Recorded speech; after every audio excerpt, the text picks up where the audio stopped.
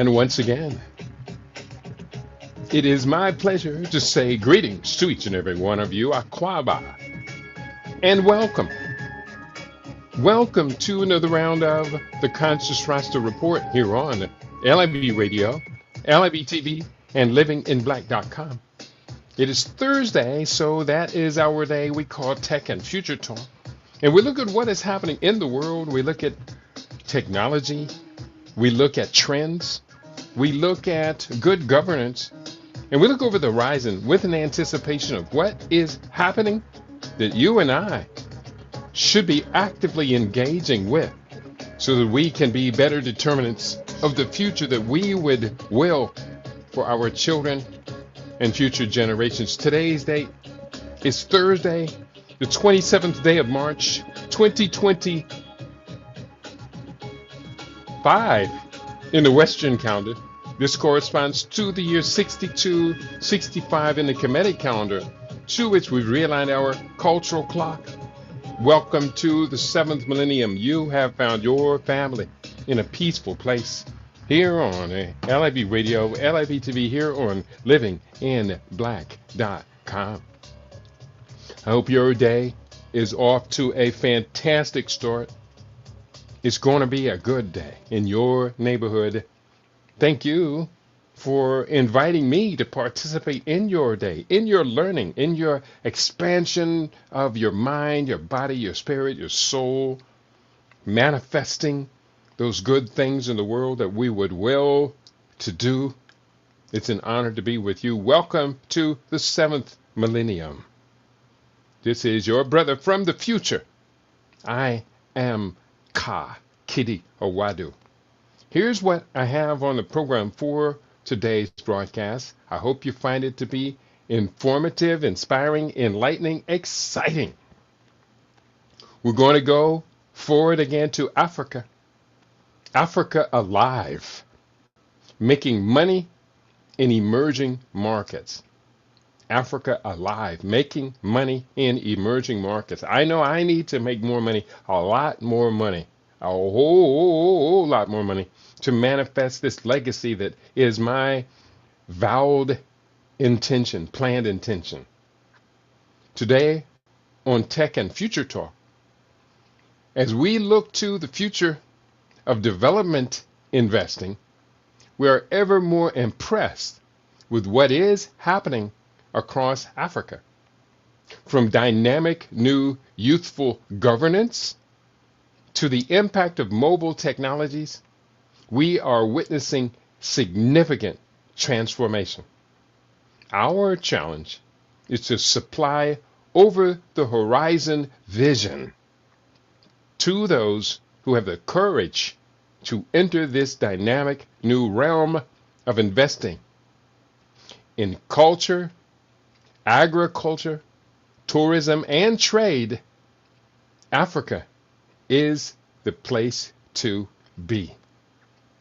That is the theme for today's broadcast. And I'm going to do the best I can to lay out positive, informative, inspiring, and credible evidence that when it comes to investing in emerging markets, Africa is the place to be. Africa is the place to be. Emerging in music, in art, culture, dance, emerging in consumer markets, in the new health and wellness economy, tourism, investing in housing expansion. Africa is the place to be, including investing in financial assets or financial supplies, the financial industries, fintech. Yes, emerging markets are not only a source of growth, but also an important source of innovation, new products and services, and new business models. So said Anand Mahindra, chairman of the Mahindra Group. I'm going to be sharing a lot of these type of quotes from others who have something to say to it, you and I should be, could be, would be paying very close attention. Now, I am writing. This is a phase of my life where I've just had made the commitment. I'm going to be a significant writer. And so what I am writing right now is going to be emerging in the very near future as a book. Right now, just pushing this up in my little styles editor, Intense Quote. And this intense quote is again from Anand Mahindra, chairman of the Mahindra Group. Emerging markets are not only a source of growth, but also an important source of innovation, new products and services, and new business models. There you go.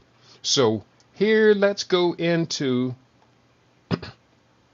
this dialogue for today. Now, bear with me. I'm a little bit scattered in certain places. Part of the reason I'm doing this is because of a very, very important appointment on a Ghana TV station this weekend. It's actually, the program airs Monday morning, 9 a.m. in Accra. It airs on various countries across the continent. And I'm getting very positive feedback now from this engagement with Dominion TV.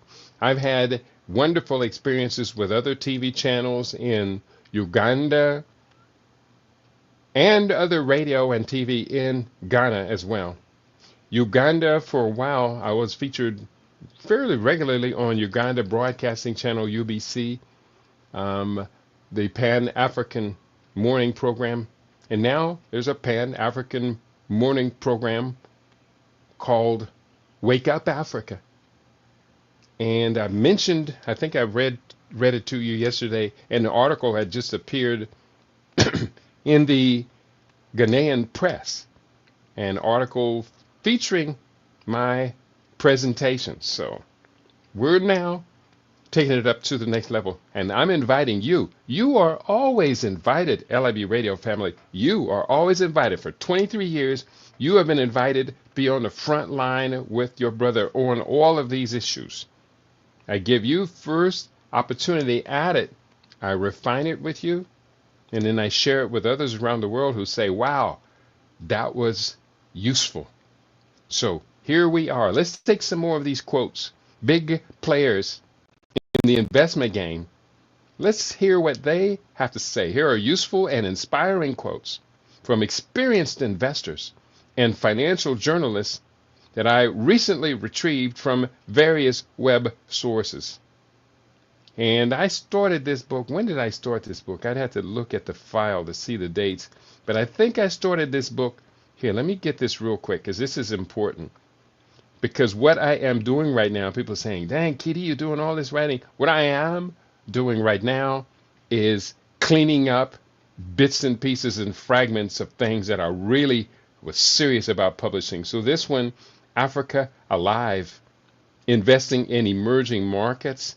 Let me see. I'm going to view this by details and find when was this created, date created.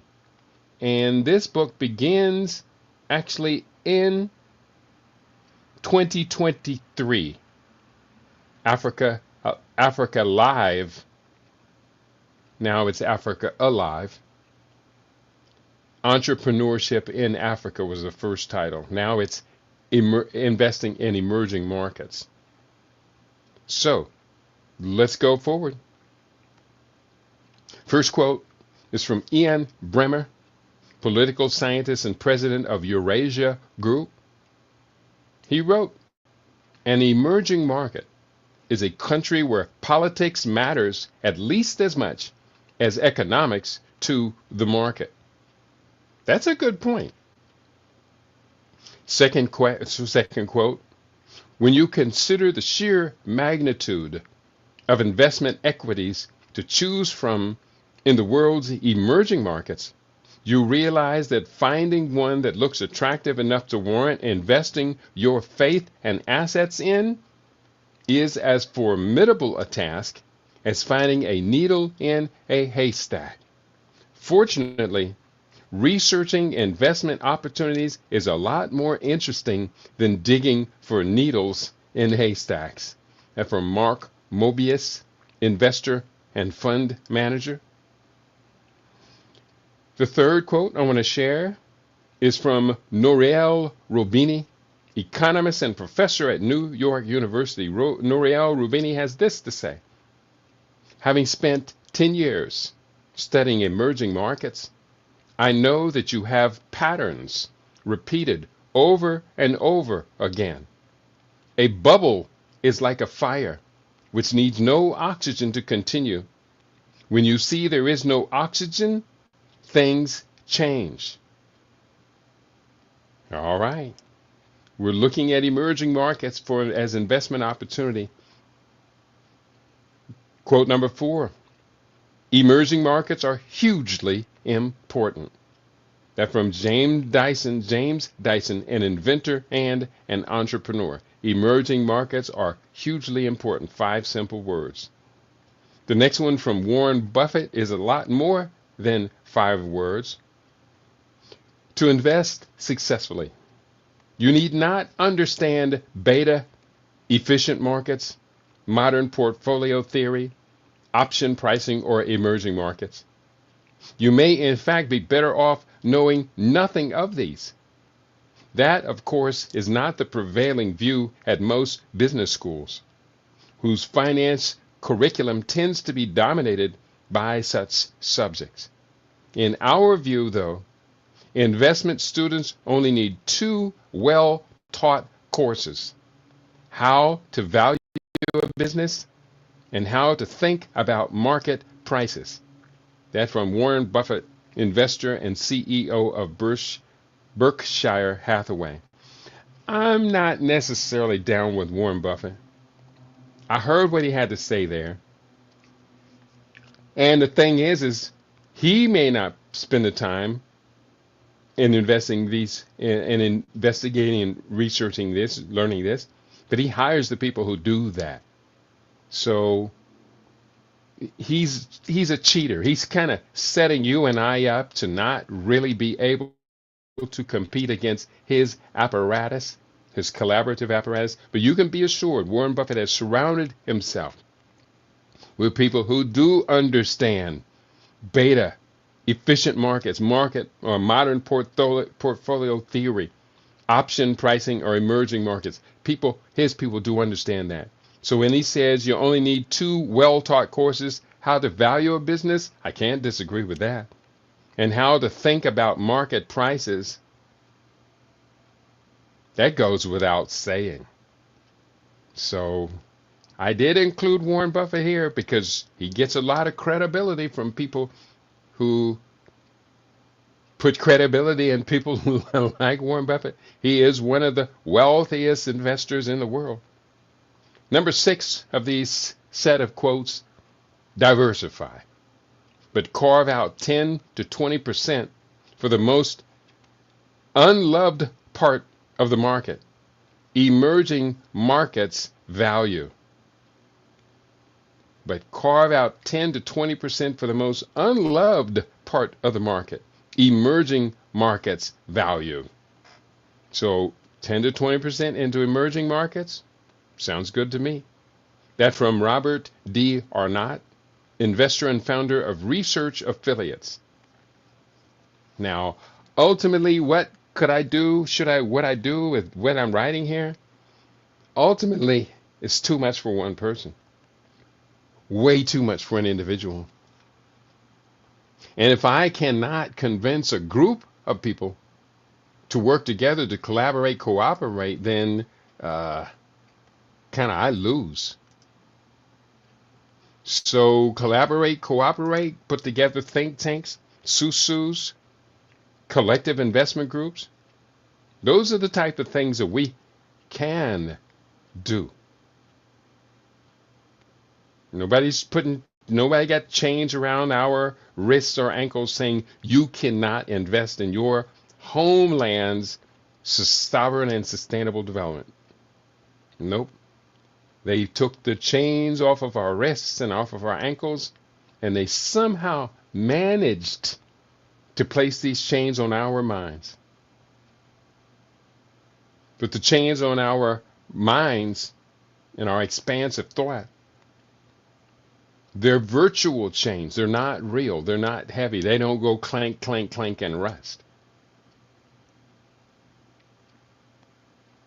Number 7, most emerging markets are skipping web-based technology and go straight to mobile. That from Padmasree Warrior, engineer and former CTO of Cisco Systems. Quote number 8, it's foolish to talk of an, quote, Asian century, unquote, or an emerging market century, because events move at a pace that renders this degree of durability obsolete. Ian Bremmer, he's a political scientist and president of Eurasia Group. And I think that's a pretty useful quote. We are and have been talking about and should continue to talk about the African century, because the Asian century has pretty much, it's announced itself. It began much earlier than what I think a lot of people give it credit for. The Asian century really begins probably around the end of the 1950s, when we see the West and the Soviet Union are bogged down in this mutually draining Cold War. And the Asian century has now produced civil wars in places like Korea, Vietnam, other civil wars, including, it wasn't Asia, but Greece had a civil war at the end of World War II that was rather significant in world affairs. But the civil wars that took place in India had a civil war that caused it to split up into India, Pakistan, and Bangladesh. So those Asian civil wars actually drove transformation in the long run. And now we have to look at African civil wars. Can we magically benefit? I would say, yeah, we need to start thinking that way. Maybe you agree, maybe you don't. But maybe we should start thinking that way, that if there's going to be a civil war in Sudan, in South Sudan, in the Democratic Republic of the Congo, a civil war in Ethiopia, if there's going to be a civil war in Somalia, a civil war taking place in the Sahel states, civil wars taking place in Libya, Chad, well, we need to ask the question, can the long-term outcome 20, 30 years after those civil wars be a rapid and sustained development, empowerment, technology formation? Yes, yes, yes. Could be, should be, would be. Let's plan it. Let's invest in it. Quotes. Number 9, if you look at the economics of Nokia, roughly half of the company, half of the business, half of how we think about the business is focused on those emerging markets and on those lower priced devices. But of course, people who are aspirational and buying those lower priced devices today are looking at smartphones tomorrow and so forth. From Stephen Elop, former CEO of Nokia. That's a very good point. They're getting those low-cost devices. I got this low-cost device. It's a Moto, low-cost compared to Samsung and Apple. And I used it, and continue to use it as leverage to get me in the game to where now my funds and finances will allow me to upgrade. Now, I tell you one thing, I need to upgrade this as soon as possible, because the memory, when I bought this one in 2017, 32 megs of memory, was it 32 megs? Yes, 32 megs of memory on a smartphone was not much. So 32 gigs or megs, whatever it was, 64, yeah, I think 32 gigs was was adequate then. It's not nearly now. You need at least 4 times that just to be able to hang out. Quote number 10. I hope you're informed, inspired by what I'm sharing today. Okay, let's continue. Number 10. This from Jamie Dimon, CEO of JP Morgan Chase.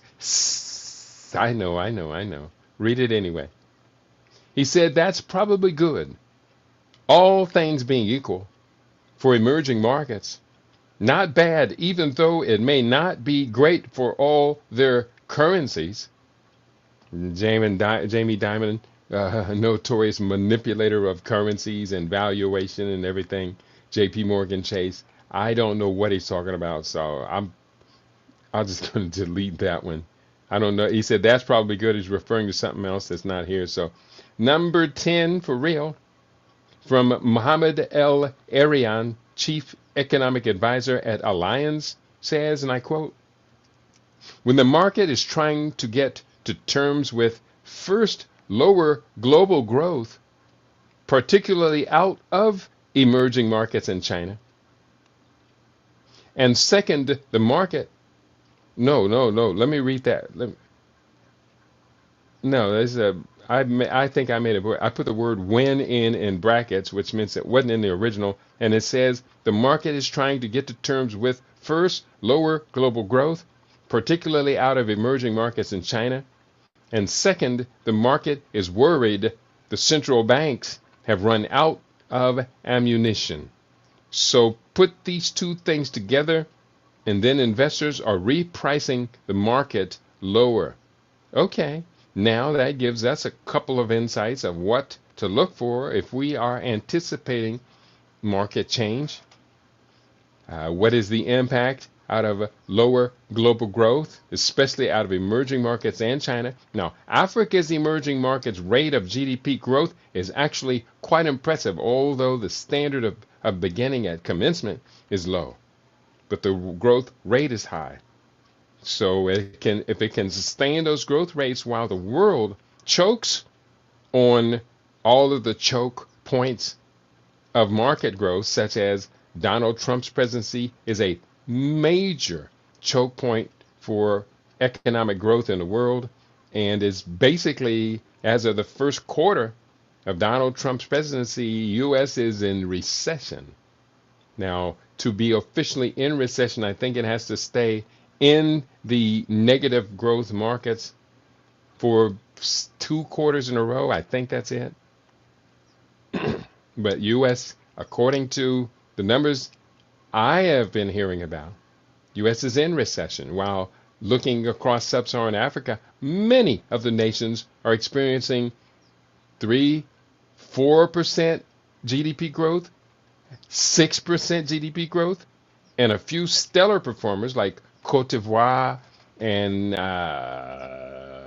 Libya experiencing as much as 8% growth. We got to be paying attention to that. I did put those numbers in the recent book, The African Future, for those of you who need to know which countries are the best to invest in at this point. Number 11 of these quotes, there is no decoupling. 2/3 of global consumption and trade is in the advanced economies. That from Paulo Vieira de Cunha, partner at Tandem Global Partners. And he's right. There is no decoupling, although the decoupling is increasingly apparent. At the time I grabbed these quotes and put these quotes in this particular text, 2023, December 2023, that was before you saw the chaos in the world trade market caused by the return of Orange 47. So it says 2/3 of global consumption and trade is in the advanced economies. Probably true, but it's unsustainable. In the United States, it's absolutely unsustainable. Unsustainable. The next quarter is going to be very telling. Hold on to your seats. It's going to be a wild ride. Make sure you're buckled in nice and tight. Number 12, there are few options for emerging market countries to control the impact of capital inflows. Experts disagree about whether emerging market countries should impose temporary taxes on capital inflows. Academic literature says capital controls have little impact, especially long term. At best, they can shift inflows to safer composition. That from Christian Forbes, professor at MIT Sloan School of Management. I'm glad that reference was to a professor at MIT. Why am I glad? Because as I was reading it, I was kind of saying to myself, whoa, this is a little bit over my head. So, if you don't mind, I'm going to reread it a second time and lift my head up just a little bit higher.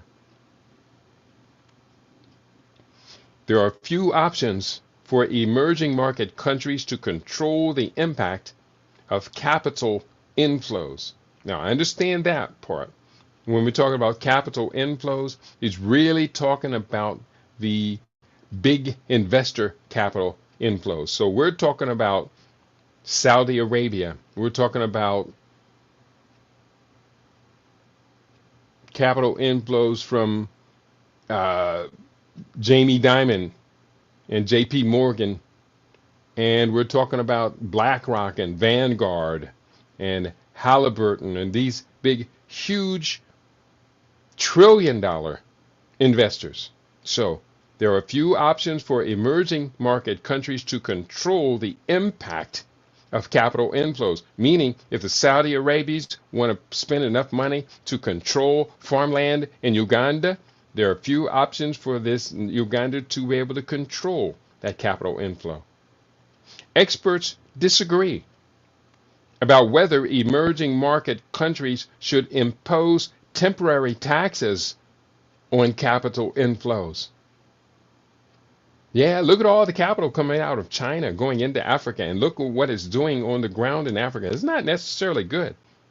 So by taxing those capital inflows, the governments could put themselves in a stronger position and therefore be able to create processes where in the long run their own indigenous financial incentives would be able to allow people loyal to the country to be able to be the chief financiers of what takes place in the country. So experts disagree about whether emerging market countries should impose temporary taxes on capital inflows. Academic literature, which is the MIT, and the academic literature is financed by the big players in the game. Academic literature says capital controls have little impact, especially long term. At best, they can shift inflows to safer composition. That from Kristen Forbes, professor at MIT Sloan School of Management. That's some deep stuff.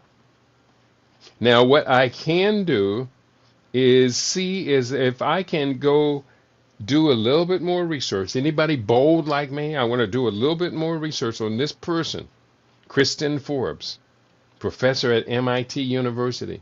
So as in doing so, if Kristen is a he or a she, could be one of those ambidextrous names. But whoever Kristen is, I need to know who is this person. And answer in 300 words. So, going to my favorite of several artificial intelligence search engines, this one from Brave. Kristen J. Forbes, and it shows her picture, is an American macroeconomist and policy advisor, currently serving as the Jerome and Dorothy Lemelson Professor of Management and Global Economics at the Massachusetts Institute of Technology, MIT Sloan School of Management. She was born August 21, 1970, in Concord, New Hampshire, and is known for her extensive work in international macroeconomics, monetary economics, and macroprudential policy. Forbes joined the MIT Sloan School of Management as an assistant professor of economics in 1998 and gained tenure in 2000. And in 1998 at 28 and gained tenure at age 34. That's not too bad. That's pretty impressive. She became the Jerome and Dorothy Lemelson Professor of Management and Global Economics at MIT in 2009. Her research focuses on global economic issues, and she has held several senior policy positions from 2014 to 2017. She served as an external member of the Monetary Policy Committee for the Bank of England, playing a critical role in shaping monetary policy in the UK. In 2019, Forbes was named an honorary commander of the Order of the British Empire, CBE, by Queen Elizabeth for her contributions to British economic policy. Interesting, because around that same time period, Britain is starting to struggle with what they call secular stagnation. So it could very well likely be that Kristen Forbes is one of the people that helped them to resolve this challenge that they saw with secular stagnation, which essentially is saying that the old days of British Empire expansion and GDP growth over 2 to 3 or 4% are gone forever. Secular stagnation, meaning the stagnation is like built into what is called the limits to growth.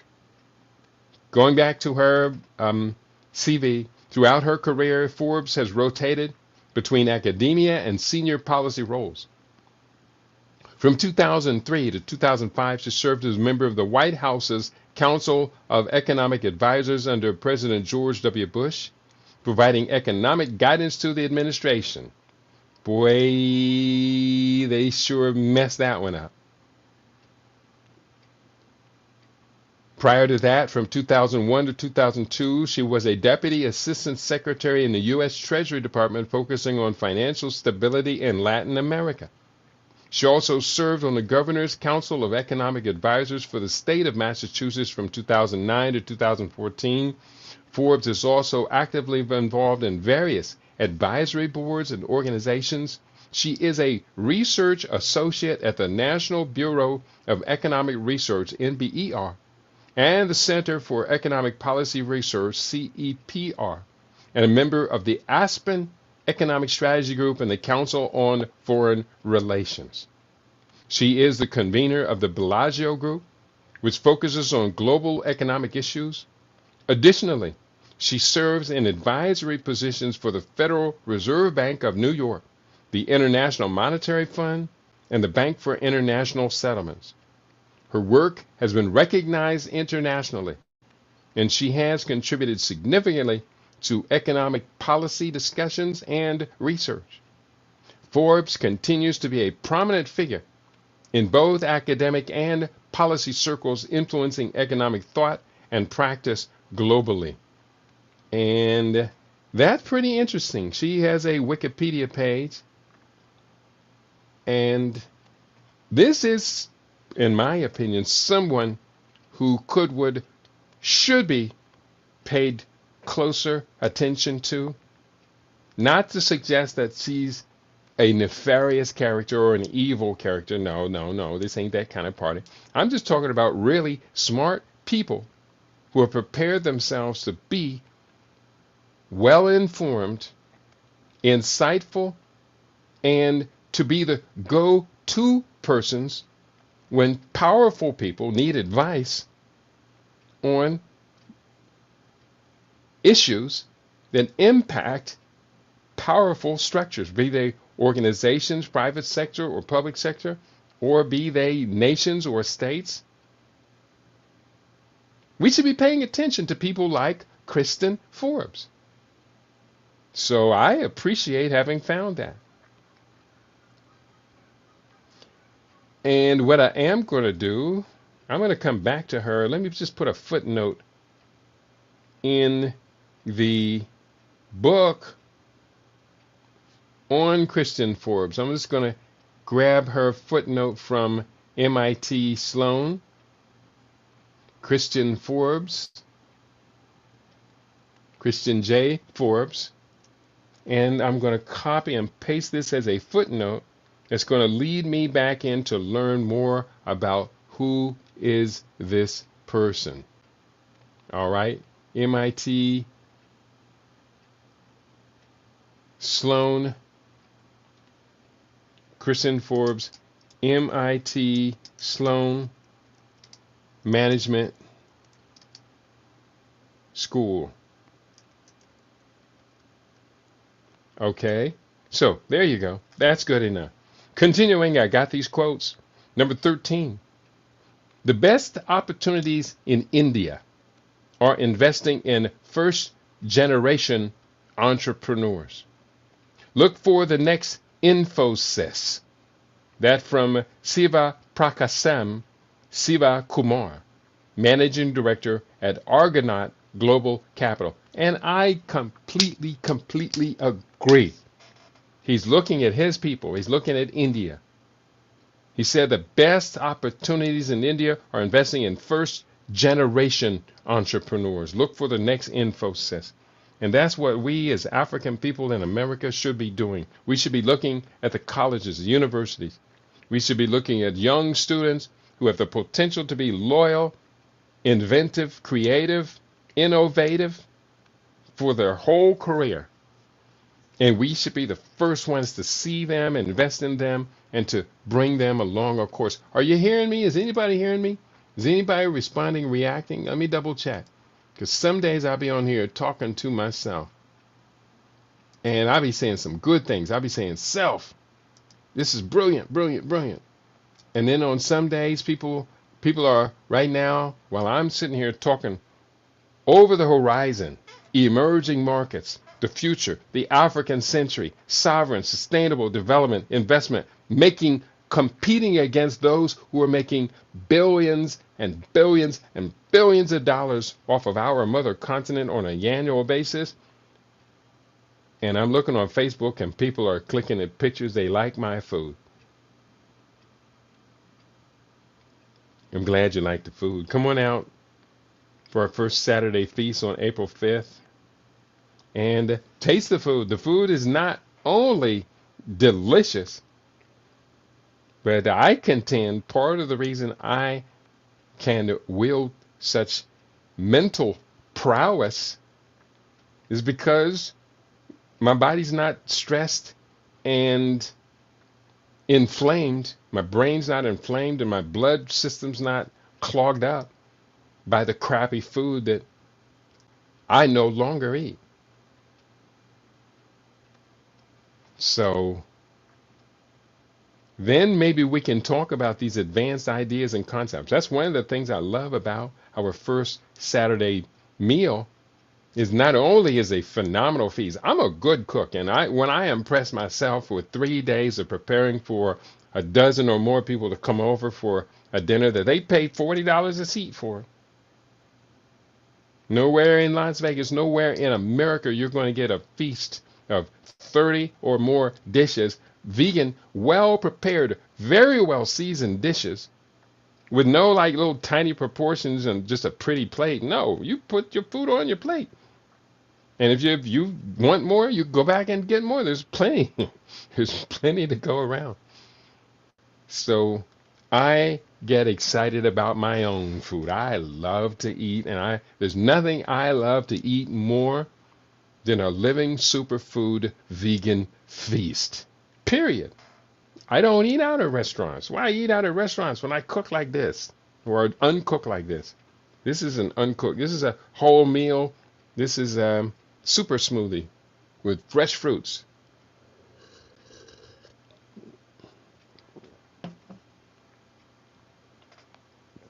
Nuts and banana oatmeal milk,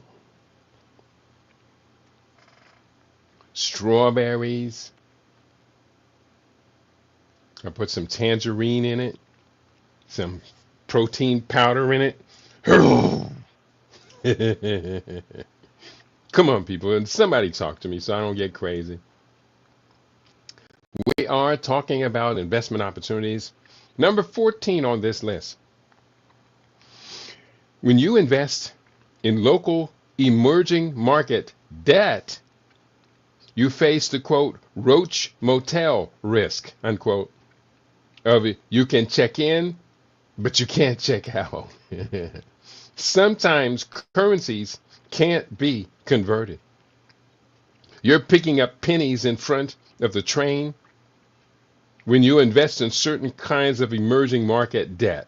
That from Tina Vandersteel, portfolio manager at Grantham Mayo Van Otterloo and Company. That reminds me of a couple of my friends.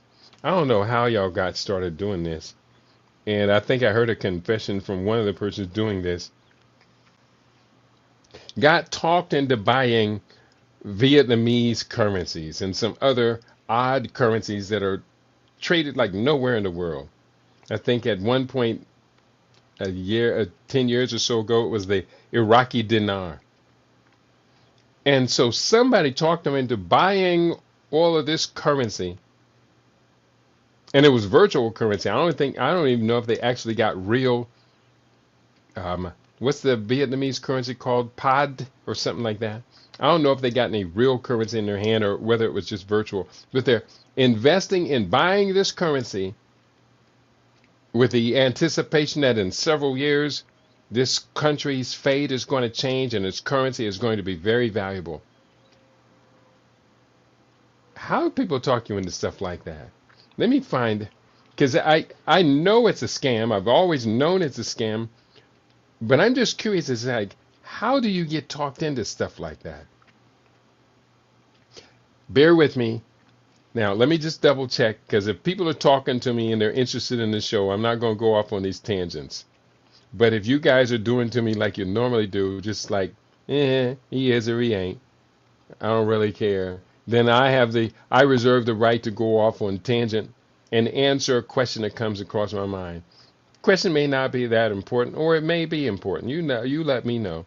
We're asking the question, and here, bear with me. I want to pull up this Rumble on another page. Oh, I do see some people are in the house today.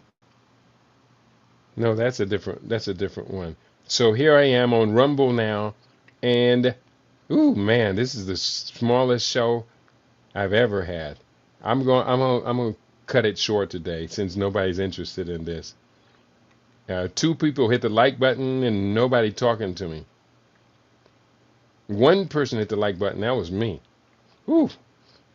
So I'm going to ask this question.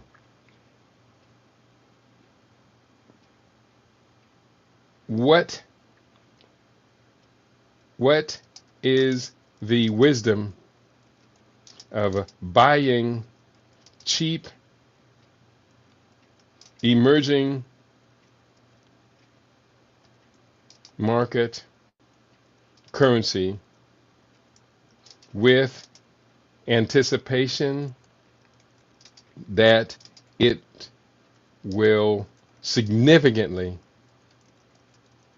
increase in price at a future date?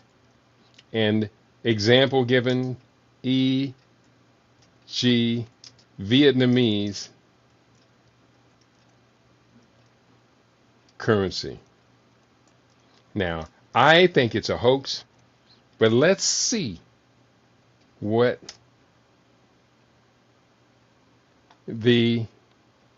now they do have emerging currencies in this portfolio, and I didn't put the word hoax in it.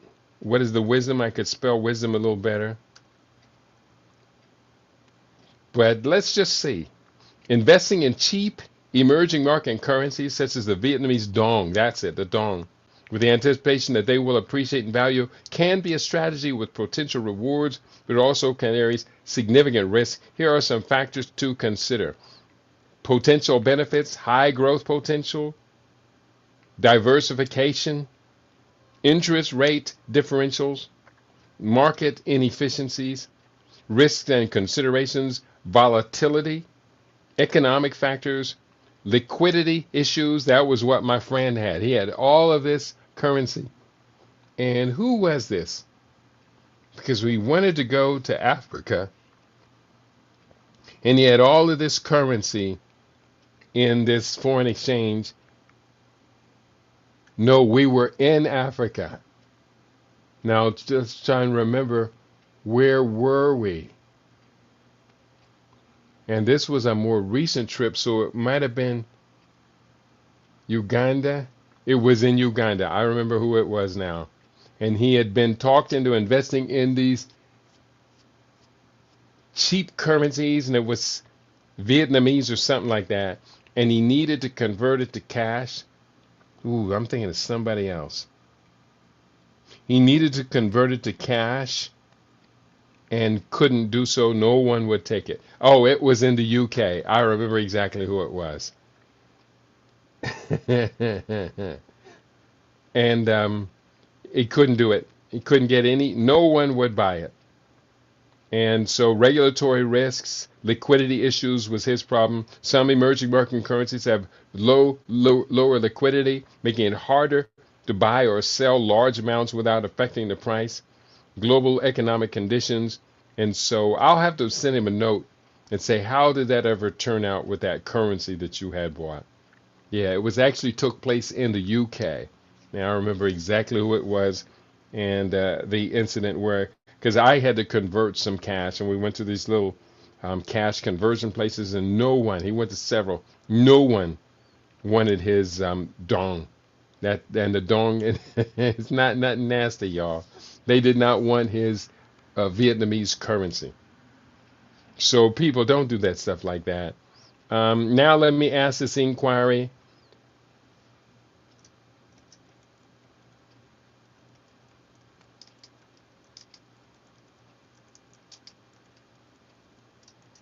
The same inquiry with a little different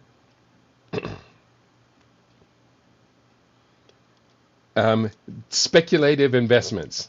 Some individuals may promote the idea of investing in the dong as a way to get rich quickly. Often without a solid understanding of the currency market, this can lead to unrealistic expectations and disappointment.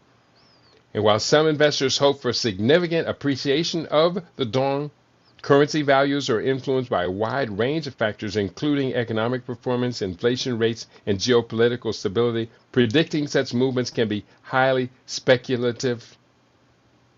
And I'm not mad at the Vietnamese. While the Vietnamese dong may not be a, quote, hoax, unquote, investing in it requires careful consideration and understanding of the underlying economic factors. It's essential to approach such investments with realistic expectations and a thorough analysis of the risks involved. If you're considering investing in the dong or any other emerging market currency, it may be beneficial to consult with a financial advisor who has expertise in foreign exchange and emerging markets. And that's what my friend did not do. And it turned out to be, I don't know, he may have eventually gotten his cash back out of it. At the time when I was there, he was just saying, hey, I'm not worried about the profit. Just give me close to what I put in it. And he put quite a bit of money in it, quite a few pounds. He put several hundred British pound sterling into this currency trade thing. And he just was at that point trying to say, just what will you give me for it? And that's a desperation plea. And he ended up walking away because what they would give him for it was nada. We don't want it. No liquidity here. By the time the currency purchasers bought it, they'd have to take 20% of the value themselves just to try and unload it themselves. And the risk of holding on to it till they couldn't unload it. So that is that. Couple more quotes. We are talking today about investing in emerging markets. The reason I'm talking about this is I'm going to be having discussions with some very impressive, important people with reach and impact and influence. They highly respect what I bring to the table. Because whenever I'm in conversations with them, I come extremely well prepared. This time, I want to say to them, I have a group of Africans from America who want to participate with you in developing for our own selves. Africans in America have capital. I know of a couple of people right now that are trying to liquidate their home. I don't know them personally, it's the second hand. Liquidate their homes. They've got more than one home because they want to move permanently to the mother continent.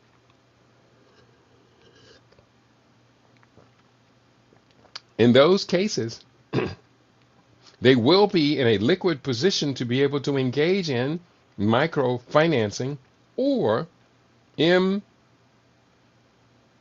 M, M, MSEP, that is micro and medium sized enterprises in equity positions, meaning they may want to come to Ghana, find some people who own some markets, things that are predicted to be stable in the economy for some time, say a hardware store franchise or some kind of consumer franchise that's good for the country. And they may want to invest in that with an equity stake, meaning let's stay in this for the long count and let me help you supply the leadership based upon my own personal experience in this field. That's what equity investing can do. And equity investing, it works. It works. It's phenomenal in its record. So if you are bold over the horizon, right now I'm investing in the knowledge base. Nearly all of my investing right now is going into knowledge, wisdom, and information services, information capacity. I want to start a book publishing company on the continent that's in equity position, looking for partners. If we look at the rate of African scholarship that's rising, they certainly do need a whole lot of book publishers.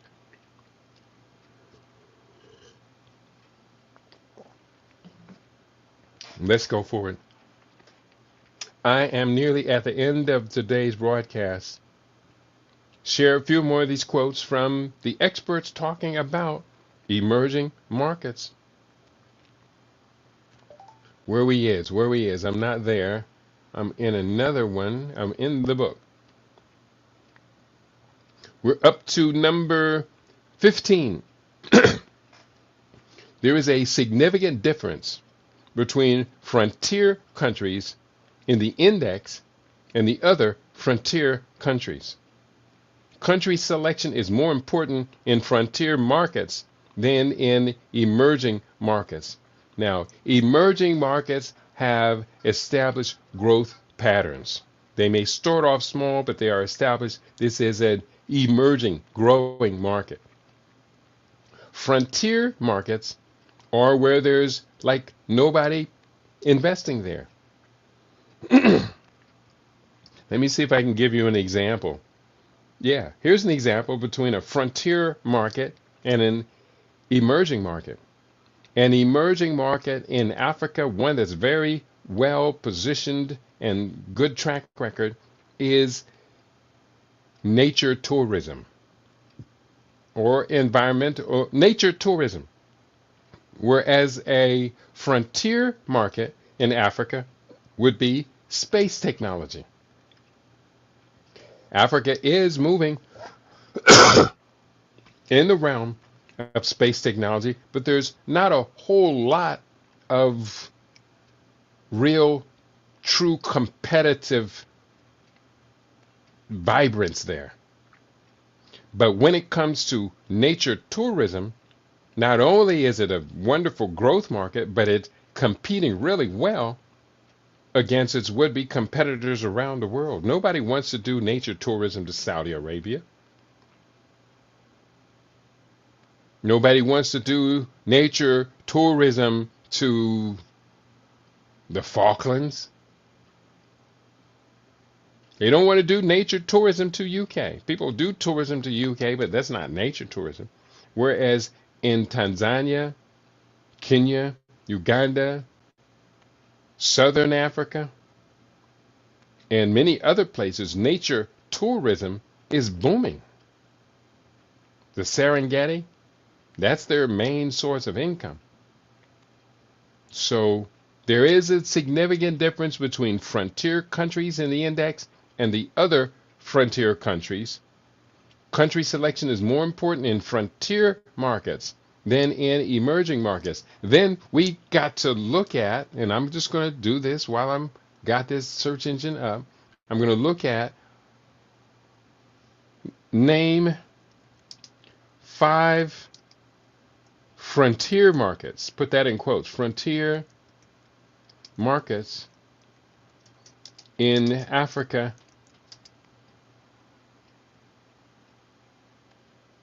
Okay, I'm just going to leave it at that. I was going to put a time frame in it for the immediate future, but frontier markets means immediate future. Name 5 frontier markets in Africa. Push this one through the AI. 5 frontier markets in Africa are Botswana. Now they're talking not about market sectors, but countries. And that's reasonable.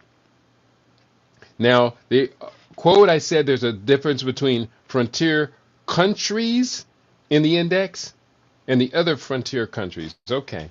So 5 frontier markets in Africa are Botswana, Ghana, Mauritius, Namibia, and Tunisia. That is so very important. Let me copy that. That's a chapter. That's a chapter of the book, no doubt. Let me find where to place this, because I'm going to be using this particular conversation, this particular quote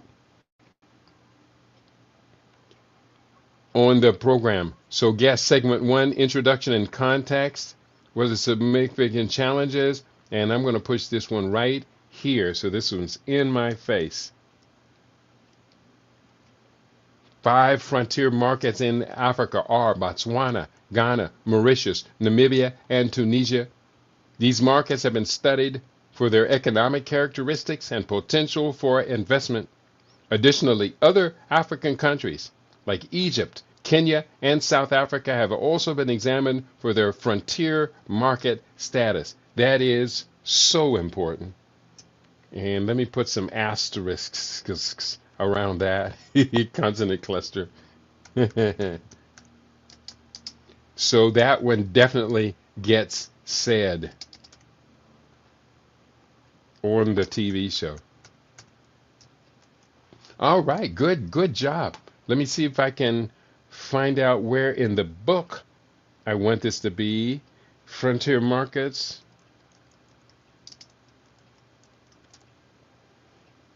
Quote, I have it mentioned 6 times in here. Another quote mentioning the same thing. This from Andrew Henderson, founder of Nomad Capitalist, says, investing in Africa is different than investing anywhere else in the world, including other frontier markets. In this article, we'll focus on frontier markets to invest in.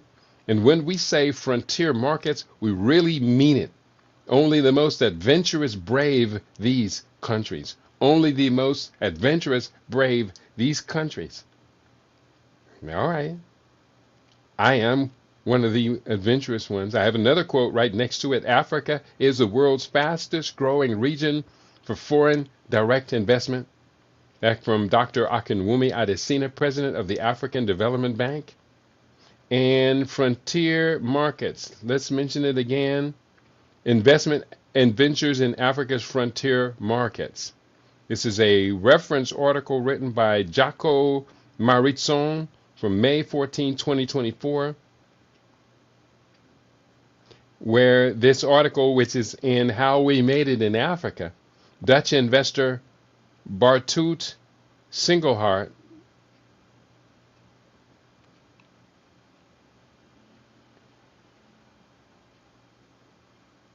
managing partner of XSML Capital, shares his experiences of backing companies in the Democratic Republic of the Congo, Uganda, and Angola.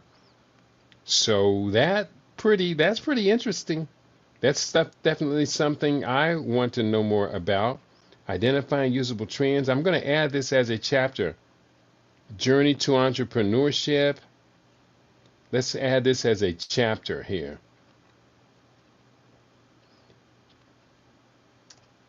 And paste this. Ooh, didn't want to do that. And let me make this style normal. And now paste it. And 5 frontier markets in Africa. Let me just highlight that. And I'm going to make that bold. Highlight it and make that a large text. So I'll know to come back and make that into a chapter. Okay? You guys cool with that? Yeah, we're cool with that, Kitty. All right. Here we go.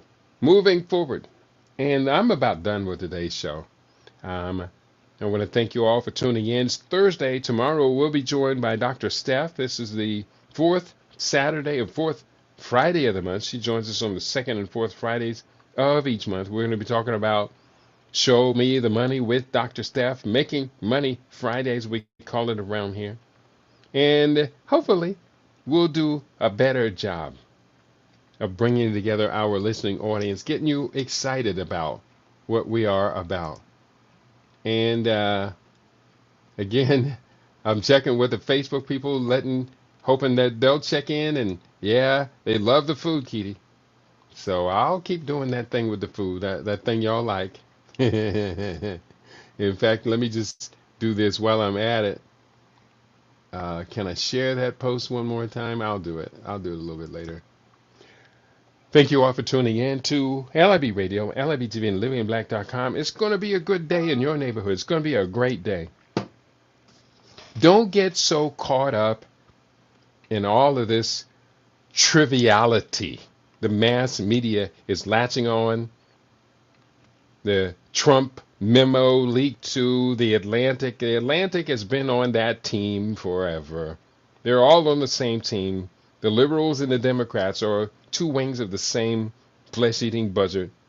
They're not talking about the horrible state of the U.S. economy. They're not talking about the horrific numbers of people losing their jobs right now is approaching the worst that happened during the pandemic. They're not talking about these entities investing in the next pandemic. They're not talking about the things, the cost of food skyrocketing. They're not talking about the poor state of American education. They are not talking about the things that stabilize the family. They are not talking about real critical issues. The Democratic Party and the liberal base, and I am neither liberal nor, well, I am a conservative, political conservative, or not conservative. I am a social conservative. Politics, that's not my thing.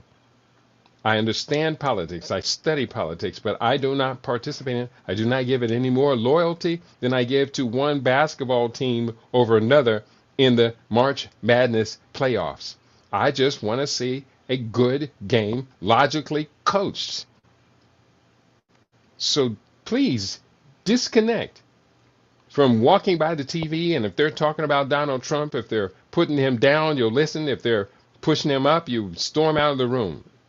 Don't subject yourself to that level of mental stress. You don't deserve it. You could do much, much more being creative by just trying to analyze all that's going down and put some clarity to it and plan out a pathway and a position. But our people are freaking out. Freaking out. As America is going down the toilet, Americans are freaking out. People are freaking out from whatever position. Rather than freak out, you better get busy and make some plans. And the opposition Hey, we talked about World War V, y'all. In World War V, if you didn't pick a team, it's already been picked for you. The globalists against the workers' middle class. And you don't even want to see World War VI. If we're smart, we'll avert that. But I don't think we're that smart at this particular point. We need to get smart. So on that note, let's get out of here. I'm going to get smart for the rest of the day. Go out and work in my garden. That's what I need to do, is put my hands in Mother Earth and ask her, Mother Earth, please do give me some sense of purpose, some sense of direction, some meaningfulness in my life, so that I can make sure that all that I do has substance, has meaning, does produce a tangible legacy for the children, for the grandchildren, great grandchildren, for future generations, 21 generations ahead. May the words of my mouth and the meditations of my heart be acceptable in the sight of these ancestors, these descendants, and the great ancestors. I am, because we are. Peace and prosperity to each and every one of you on LAB Radio, LAB TV, and on livinginblack.com. Hey, I'm out of here for right now. It's been a good day, y'all.